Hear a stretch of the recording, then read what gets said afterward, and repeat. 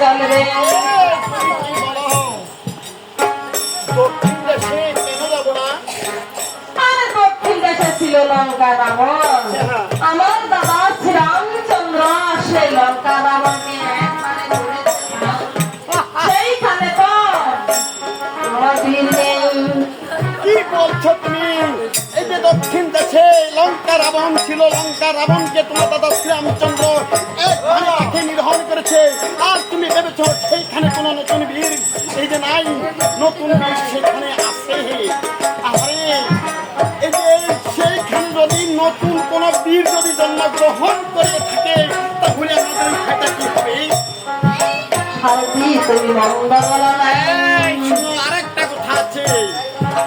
এই যে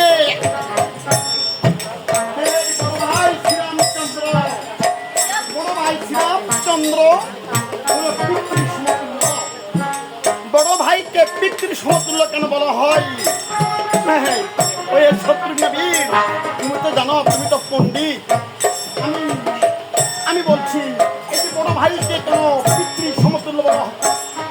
হ্যাঁ, বলা হয় এই যে বড় ভাই ছোট ভাই বোনকে, হ্যাঁ, এই যে কুলে পিটিয়ে মানুষ করে, হ্যাঁ, মানুষ করে, আর এই কারণে বড় ভাইকে পিতৃ সমতুল্য বলে, আর বড় বোনকে মাতৃ সমতুল্য বলা হয়। কেন জানো? যেই বড় বোন ছোট ভাই বোনকে নিজের ছেলের মতো, এই যে মেয়ের মতো যত্ন করে, নিজের মুখের খাবার এই যে ছোট ভাই বোনের মুখে তুলে দেয়, এই কারণে তাকে বলা হয় এই যে মাতৃ সমতুল্য। দাদা শ্রীরামচন্দ্র বলেছে পৃথিবীর 4টা দিক ভ্রমণ করতে, আর তুমি যদি 3টা দিক ভ্রমণ করে যাও তাহলে তো আমরা দায়িত্বগ্রস্ত অপরাধী হই। সারথি তুমি মন্দ বলো না। আমি ঠিক এই যে বাক্য কষ্ট দিবেন নরকে গমন, এই তো সিদ্ধান্ত গীতা ভাগবতের বচন।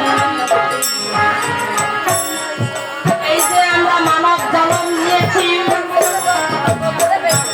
আমাদের মানব জন্ম দিয়ে উন্নত জন্ম। এই যে ধর্ম হলো যা পেতে অতি কষ্ট হয়, অনেক জন্ম করে আমরা এই মানব জন্ম পেয়েছি।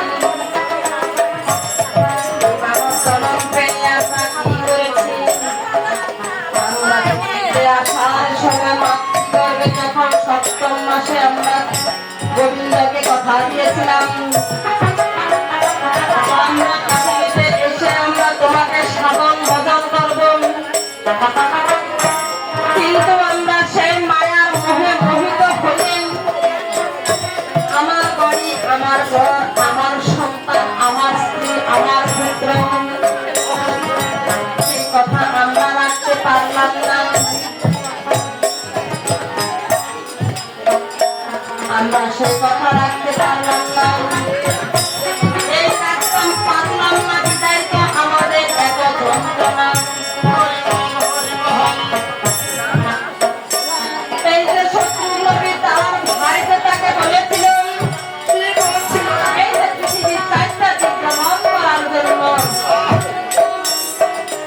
তখন শত্রুঘ্ন বীর ভাইয়ের সেই আদেশ কেমন করে অমান্য করবে? আর এদিকে তখন গঙ্গা মহিলা অশ্বকে দক্ষিণ দেশে ছাড়িয়া দিল। এই দক্ষিণ দেশে যখন সারথি এই অশ্বকে নিয়ে গমন করিল, সারথির তখন মনে পড়ে গেল এই দক্ষিণ দেশ ছিল মুনির তপবন। শত্রুঘ্ন আর সারথি সেইখানে দুইজনে করিতেছে সে আলাপন।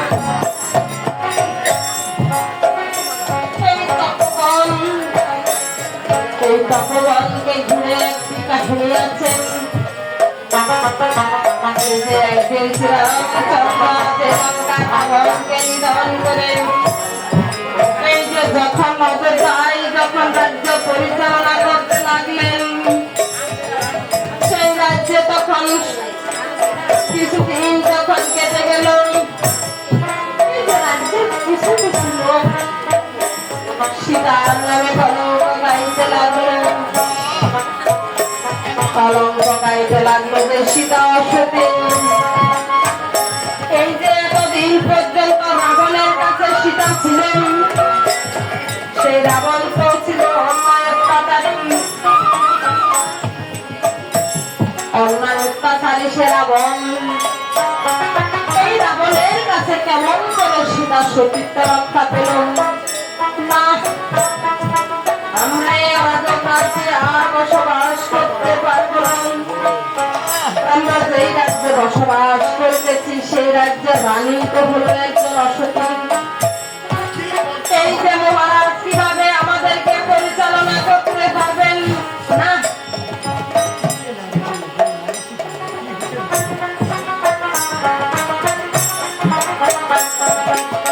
মহারাজ আমাদেরকে কিভাবে নীতি জ্ঞান দেবে, কিভাবে আমাদেরকে শিক্ষা দেবে, তার ঘর দেশে নাই। মহারাজ কিভাবে আমাদেরকে শিক্ষা দেবে? সে যে একজন অসতী নারীকে নিয়ে রাজ্য পরিচালনা করতেছেন। এই যে আল্লাহ মহাপ্রভু বলেছিলেন, আপনি আপনি ধর্ম শিখানো, সবাই আপনি না শিখিলে ধর্ম শিখানো না যায়। এই যে আমরা কীর্তনের আসনে এসেছি, আমরা চেষ্টা করতে হবে আমরা কি আমাদের এই যে মানুষকে আমরা মা বাবার সম্বন্ধে কিছু শিখাবো। আমরা কি মা বাবাকে সেবা করি? আগে ওটা আগে চিন্তা করতে হবে। ওইটা না চিন্তা করে আমরা দর্শককে যদি বুঝাই, মানুষের বাড়িতে গিয়ে আমরা যদি টাকার বিনিময়ে তাদেরকে বুঝাই যে আপনারা মা বাবাকে সেবা করেন, আপনারা মা বাবাকে পূজা করেন, কিন্তু আমরা তো এমনও আছে যে আমরা মা বাবাকে এক মুষ্টি খেতেও দিই না। এই যে আমরা আরো বলি আমরা সতী নারী, আমি সতী কিনা অসতী সেটাও একবার দেখতে হবে।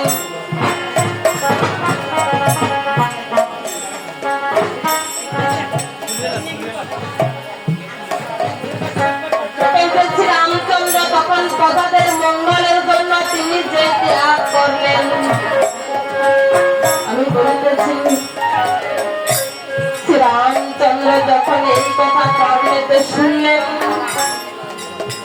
শ্রীরামচন্দ্র তখন মনে মনে ভাবলেন, আমি এই কি শুনলাম আমার কর্ণেতে,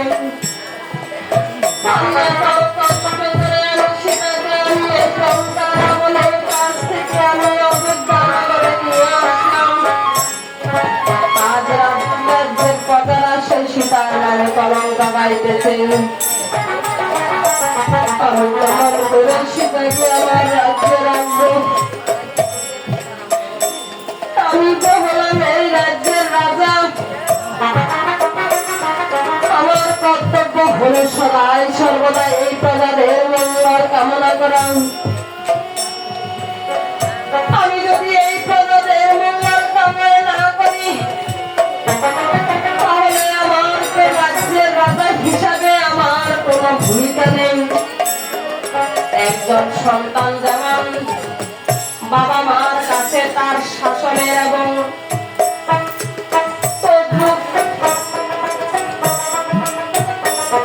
একজন প্রধান সে রাজার কাছে সন্তান সমতুল্য। বাবা যেমন তার সন্তানের সুখ দুঃখ দেখেন, রাজারও কর্তব্য তেমন তার প্রজাদেরকে সন্তান স্বরূপ সুখ দুঃখ দেখাও। তখন রামচন্দ্র সে ভাবল, আমি আজকে একটু রাজ্যের বাইরে হয়ে দেখব আমার সীতার নামে কলঙ্ক গাইতেছেন।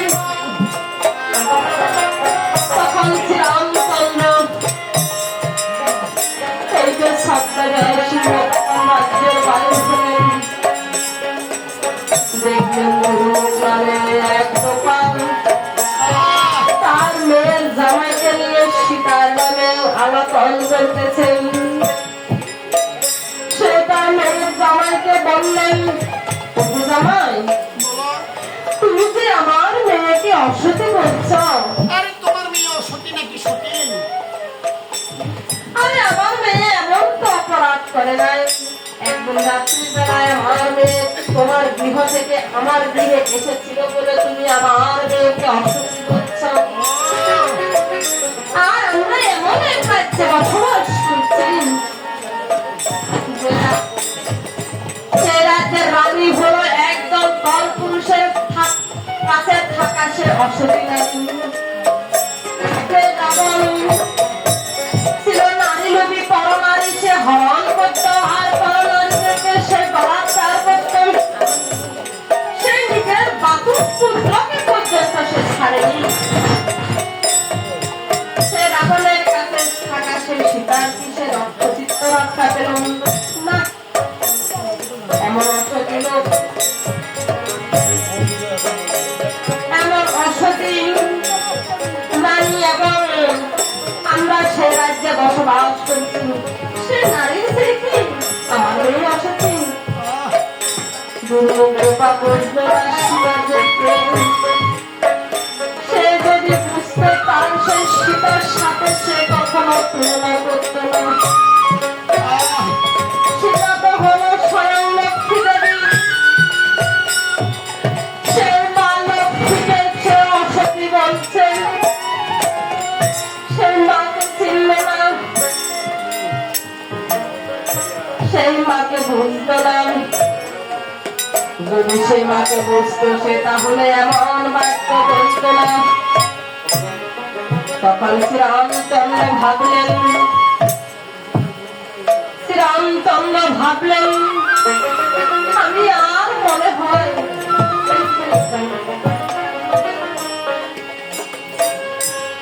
সীতাদেবী শ্রীরামচন্দ্র ভাবলেন আমি আর সীতাকে আমার রাজ্যে রাখতে পারবো না। তখন সে লক্ষ্মণের কাছে গেলেন।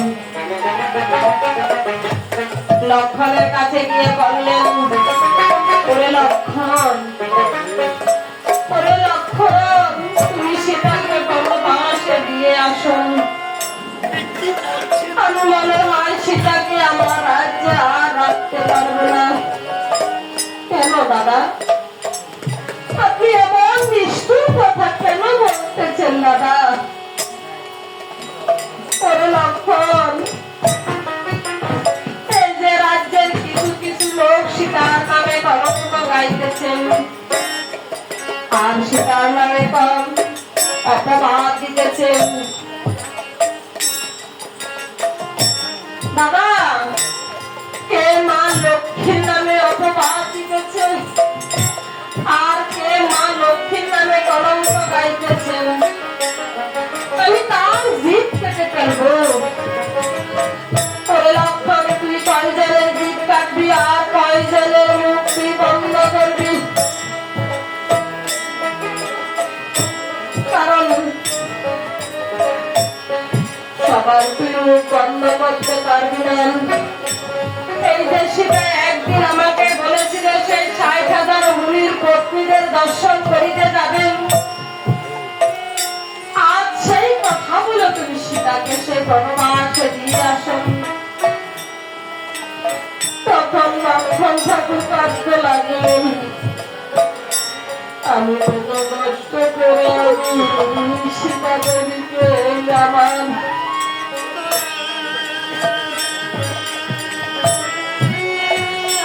সীতা দেবীকে কত কষ্ট করে আমি ভুবন আনলাম। আমি কেমন করে মা লক্ষ্মীকে আমি বনবাসে দিয়ে আসবো? আমি পারবো না। দাদার আদেশ তার শিরোধার্য। এই যে তখন লক্ষ্মণ ঠাকুর সীতা দেবীর কাছে গিয়ে বললেন, সীতা দেবী, ওগো লক্ষ্মী, তুমি একদিন দাদাকে বলেছিলে ৬০,০০০ মুনির পত্নীদের দর্শন করতে যাবেন। আজ দাদা বলছে তোমাকে সেই ৬০,০০০ মুনির পত্নীদের দর্শন করিতে নিয়ে যেতে। তখন সীতা দেবীকে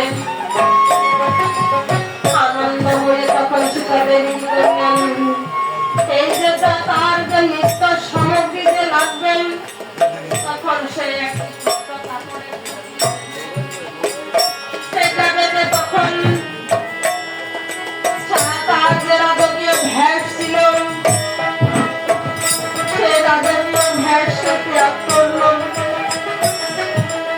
সেই বলেছিল যেই দেশ, সেই দেশে তখন গমন করলো। আর স্বামীর গৃহে তখন গিয়ে স্বামীকে প্রণাম করলো। আর শ্রীরামচন্দ্র সীতাকে দেখে শ্রীরামচন্দ্র তখন দুই চোখের জল ধরে রাখতে লাগলো। আজ আমার লক্ষ্মী আমার গৃহ ছেড়ে চলে যাচ্ছে, আমার লক্ষ্মী আজ গৃহ ছেড়ে চলে যাচ্ছে। আমি কেমন করে আমি কেমন করে আমার এই গৃহে আমি বসবাস করবো?